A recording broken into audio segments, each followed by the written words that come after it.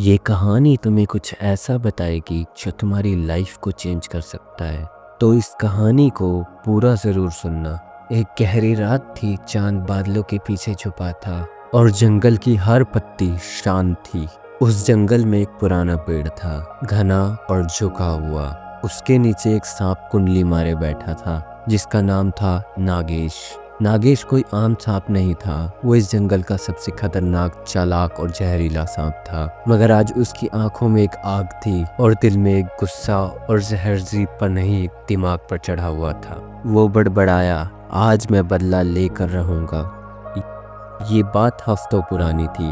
एक दिन जंगल में जानवरों से मिलने एक सभा बुलाई गई थी, क्योंकि नागेश अब काबू से बाहर हो चुका था। वो जहाँ जाता था वहाँ जहर छोड़ देता था। कई मासूम जानवर उससे डरकर अपने घर छोड़ चुके थे। सभा में एक नन्हा सा खरगोश भी था। सब चुप थे, मगर उसने बोलने की हिम्मत की। अगर ये सांप ऐसे ही चलता रहा तो जंगल हमारा नहीं रहेगा, ये इसका राजा बन जाएगा। सारे जानवर चौंके। किसी ने आज तक नागेश के खिलाफ मुंह नहीं खोला था। बस यहीं से शुरू हुई नागेश की नफरत और गुस्से की आग। आज वही नागेश उसी गुस्से को लेकर निकला था, उस नन्हे से खरगोश को खत्म करने के लिए। उसने हर बिल, हर झाड़ी छान मारी और बोला, कहाँ है वो नन्हा सा खरगोश?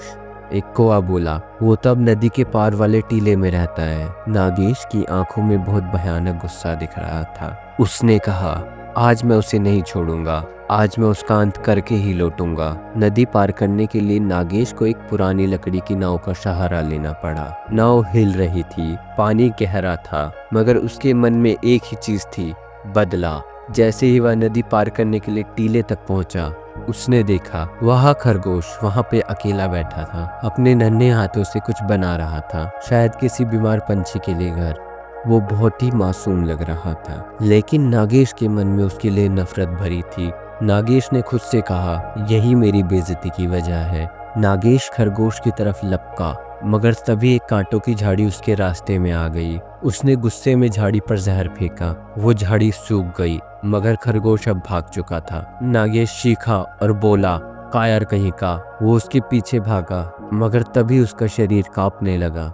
उसने सोचा, ये क्या, मेरी तो सांस रुक रही है। नागेश ने देखा, रास्ते में भागते समय उसने गुस्से में अपनी ही पूंछ पर डंक मार दिया था। उसे याद आया, उसके दादाजी हमेशा कहते थे, गुस्सा ऐसा जहर है जो दूसरों से पहले अपने अंदर फैलता है। अब वो झाड़ियों के बीच गिरा पड़ा था, शरीर ठंडा हो रहा था और सांसें धीमी पड़ने लगी थी। उसे धीरे धीरे अपने सारे पाप याद आने लगे थे। वो मासूम मेंढक, वो नन्ही गिलहरी, वो चिड़िया जिसके घोंसले में उसने जहर फेंका था। तभी एक परछाई उसके ऊपर झुकी। वो वही नन्हा हाथी था। उसके हाथ में एक पत्तों से बना एक छोटा सा कटोरा और औषधि थी। तुम मुझे मारने आए थे, मगर मैं तुम्हें बचाने आया हूँ। नागेश की आंखों में आंसू थे। वो कुछ कह नहीं पाया, बस देखा कैसे उसका दुश्मन उसके जहर का इलाज कर रहा है। नागेश बच गया, मगर अब वो पहले जैसा नहीं रहा। उसने पूरे जंगल से माफी मांगी। जहर अभी भी था उसके अंदर, मगर अब वो गुस्से में नहीं,